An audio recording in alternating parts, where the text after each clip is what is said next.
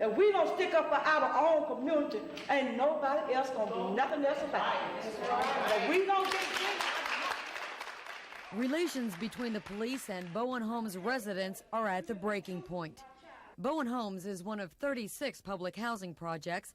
It's located in northwest Atlanta, near I-285 and Bankhead Highway.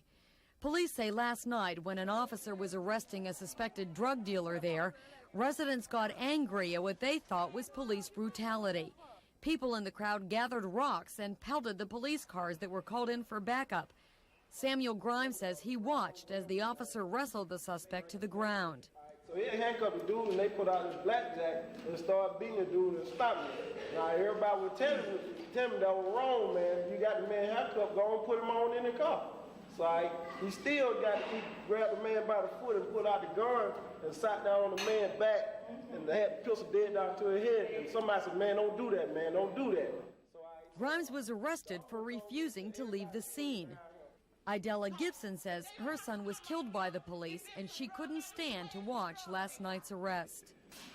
They were beating on a child, handcuffed.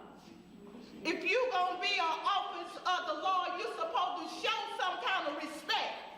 She was arrested last night for trying to block the arrest. Major Steed listened patiently. And anybody that witnessed what happened out here last night, we're going to ask that you go out to internal investigation and make a statement. Now, you need to do that today. The residents at this meeting told me there is a big drug problem there and they do want it cleaned up. It's my understanding that you want us to move against drugs out here. Right. Is that correct? That's right. Okay, now we're going to continue to move aggressively against drugs. Thank you. But residents say it's the way police go about it. They should try to stop it, but they should come about it in the right way.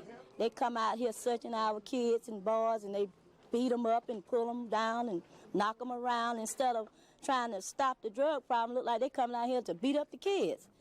The meeting broke up with little resolved.